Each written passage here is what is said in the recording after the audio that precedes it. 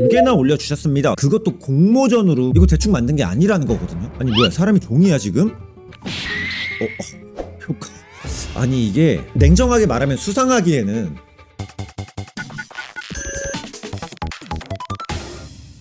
안녕하세요, 모션 그래픽 디자이너 겸 1타 강사 정코바입니다. 오늘 돌고 돌고 돌아서 온 디자인 참견 러 51편 바로 진행해 볼게요. 오늘 카페에 글 올려주신 분은요, 트래블님이십니다. 등급은 주니어 디자이너네요.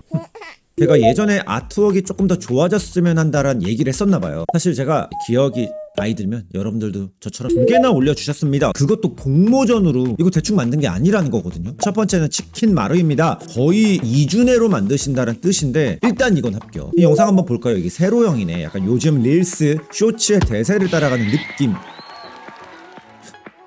효과음 강렬합니다. 뭔가 굉장히 많이 그리시긴 했어요. 맞죠 지금? 오야, 오 이건 좋은.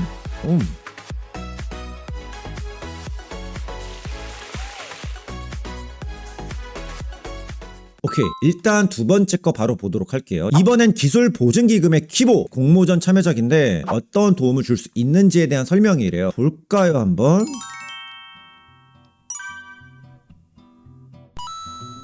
약간 유튜브에 올라올 만한 느낌 같기도 하고. 아니 뭐야, 사람이 종이야 지금? 효과 강렬한데 너무 이건? 오, 키보는 기술 보증 기금을 하는 혁신 성장 플랫폼으로 이러고 있습니다, 지금. 우수한 청년들의 일자리 지원하고 뭐야, 히어로야. 효과음, 영상보다 효과음이 더 임팩트 있습니다 이건. 사람에게 따뜻한 공기업 키보 기술 보증 기금과 함께 성장해요. 아니 이게 포트폴리오를 사용할 수 있을지에 대한 고민 때문에 작성하게 된 글이라고 합니다. 따끔한 지적 부탁드리겠습니다. 따끔하게. 오케이, 빠꾸 없습니다. 포트폴리오로 활용한다고 하셨는데 디자인에서의 포트폴리오는요, 내 실력이나 경험들을 보여줄 수 있는 작품들을 모아 놓은 것, 이걸 우린 포트폴리오라고 하죠. 내 자기소개서입니다. 내 얼굴이라고요. 얼굴. 이거 지금 실력을 보여줄 수 있어요 이게? Yes or no? No죠. 왜 지금 포트폴리오를 사용할 수 없는지는요, 참견하면서 제가 바로 설명드려 보도록 하겠습니다. 영상 제작에 중요한 건 뭐죠? 도입부가 중요합니다. 시작 3초만 봐도요, 그냥 말이 3초라는 겁니다. 짧은 그 순간의 디자인이나 움직임만 봐도 판단이 된다는 겁니다. 이런 스타일도 되게 사실 옛날 느낌이잖아요 솔직히 말하면은. 게다가 이런 빛 지나가는 느낌도요, 그냥 이펙트 쓰신 거거든요. 약간 솔직히 성의가 없어 보이는 느낌이 있습니다. 그 다음에 들어갔을 때 도입부 여기죠. 이 아트웍이 과연 매력적이다라고 할 수 있을까요? 물론 디자인이라는 게 주관적이지만 객관적으로 봐도, 옆으로 봐도, 뒤로 봐도, 다시 봐도 저는 많이 부족하다는 생각이 듭니다. 아니 이거 사람 아부다 말랐어. 안 돼요. 이렇게 표현하시면은 안 되겠죠. 게다가 도입부인데 갈라진 이런 패턴도 다 비슷비슷해. 똑같아요. 이런 실험 톱니바퀴 옛날 느낌 납니다. 이 시각적인 것 자체가 냉정하게 말하면 수상하기에는 쉽지 않을 것 같다는 생각은 들고요. 남들이 만든 작품들을 많이 참고하지 않은 느낌이 듭니다. 그림도 확실히 많이 안 그려보신 티가 나고요. 이런 그림자도 올드합니다. 그렇다고 치킨마루는 괜찮냐? 치킨마루에서 중요한 게 어딥니까? 튀김의 정도? 겉바속촉 그런 거 아니라. 저렴한 가격이 중요한데 가격은 안 보여.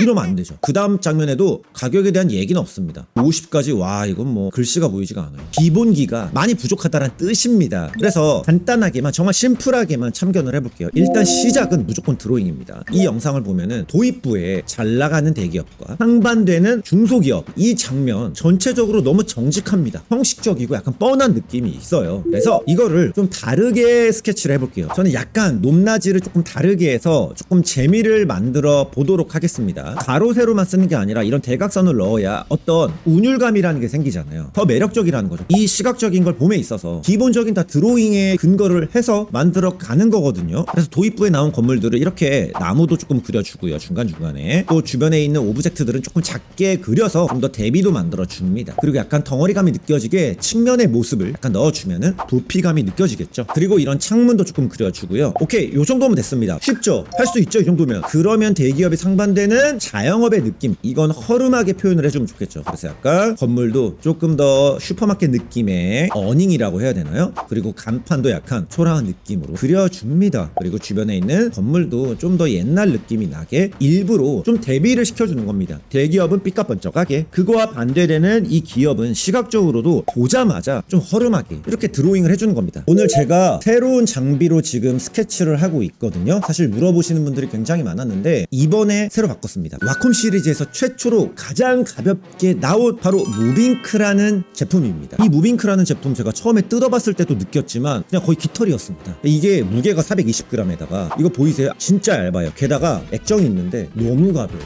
제가 사실 이 와콤을요, 인투어스2라는 진짜 되게 오래된 타블렛입니다. 그때부터 제가 지금까지 와콤 제품만 거의 5개를 썼어요. 진짜 이것만큼 가벼운 게 없었습니다. 그리고 이 무빙크 제가 가장 장점이라고 느꼈던 거는 콘센트를 연결하지 않아도 돼요. USB 하나만으로 연결이 됩니다. 조금 더 가볍고 약간 속도감 있게 팍 치고 나올 때에는 이렇게 콘센트 없이 USB만으로 연결하는 거 정말 필요했거든요. 근데 제가 결국에는 어떤 드로잉을 하건 전체적으로 러프하게 또 색을 넣어야 되는 경우에는 펜에 대한 감압이라는 게 진짜 중요합니다. 그리고 반응 속도, 이거 게임할 때 굉장히 민감하잖아요. 그림 그릴 때에도 똑같거든요. 이 무빙크라는 제품 너무 부드럽고요. 감압 또한 굉장히 부드럽게 잘 됩니다.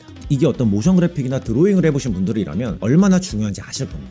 이 펜도 굉장히 가볍고 크기도 딱 적당해요. 공간이 협소할 때에도 어디에나 배치해서 작업하기가 진짜 좋습니다. 제가 지금 이걸로 이번에 전부 다 작업을 했는데 맨 처음에 입문하고 싶다, 너무 좋을 것 같아요. 그래서 일단 대기업에 있는 부분은 조금 더 청명하고 밝은 색깔로 넣어주고요. 그리고 자영업의 느낌이 나는 이 소기업에는 조금 칙칙한 색깔 있죠. 약간은 빈티지한 느낌의 색감으로 넣어줍니다. 글을 읽지 않아도 느껴질 수 있게 표현을 해줘야 된다는 겁니다. 드로잉으로. 이렇게 적당히 전체적으로 색을 가볍게 던져줍니다. 어때요? 쉽죠? 이거 할 수 있습니다. 그리고 어떤 식으로 움직임을 할지도 표현을 합니다. 오케이, 여기까지 끝났으면은 일러스트레이터에 제가 스케치했던 파일을 불러오고요. 밑바탕에 살짝 깔아준 다음에 그 위에다가 클린업을 해줍니다. 이제 벡터 형식의 도형으로 채워가는 겁니다. 아웃라인 같은 것들도 화면에서 봐주면서 나무나 디자인 요소들을 적절하게 채워갑니다. 저는 일단은 여기에서는 무채색으로 먼저 작업을 합니다. 나중에 색을 한 번에 집어넣는 게 저는 개인적으로 좋더라고요. 하지만 무채색을 넣을 때는 음영이 느껴지게, 밝고 어둠이 느껴지게 해주면 좋다라는 거예요. 지금 이거는 그림 그리는 작업이 아니잖아요. 그런데도 저는 그냥 타블렛을 써서 작업을 합니다. 마우스를 쓰지 않아요. 사실 마우스로 작업하면 손목에 무리가 갑니다. 이거는요, KBS건 MBC건 SBS건 대부분의 선배님들 후배님들이 다 타블렛으로 했습니다. 왜? 손목 아프니까. 저는 그래서 이런 클린업 작업도요, 마우스로 해도 되지만 웬만하면은 그냥 다 타블렛으로 합니다. 내 손목은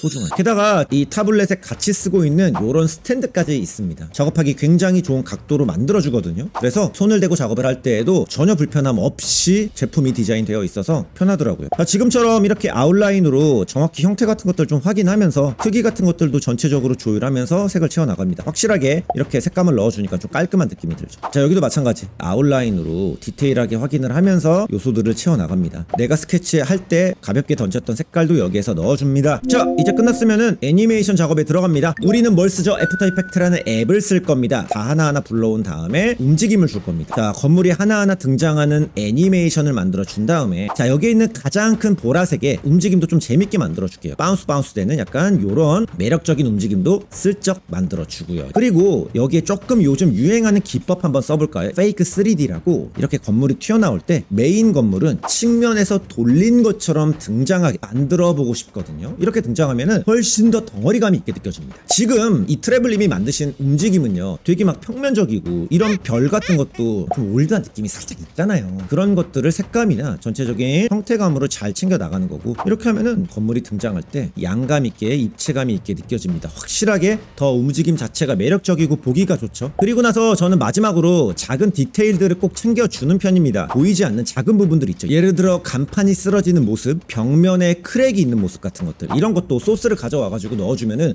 우리 자영업자 소상공인들의 모습이 드러날 수가 있겠죠. 저도 자영업자의 소상공인입니다. 구독, 좋아요, 댓글 알림.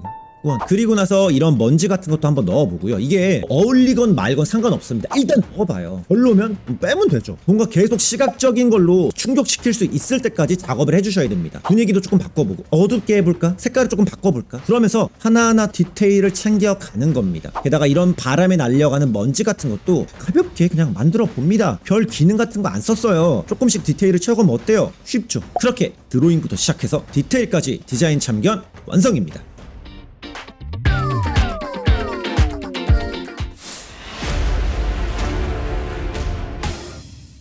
자, 디자인 참견러 하단 더보기에서 신청받고 있습니다. 여러분들 가볍게 라이트 개념으로 여러분들이 글 작성해서 올려주시면은 제가 보고 참견 혹은 코멘트 드릴 거니까 언제든 신청해서 성장하는 시간 가져보시면 좋을 것 같고요. 자, 그래도 이 트래블님 사실 저 굉장히 리스펙합니다. 이렇게 피드백을 받을 수 있는 용기는요 사실 아무나 못하거든요. 제가 유튜브라서 조금 세게 얘기한 감도 있긴 하지만 진짜 제 마음 알고 계시죠? 앞으로 더 성장하실 수 있으면 좋겠습니다. 저는 그러면 다음 콘텐츠에서 뵐게요. 손코바였습니다.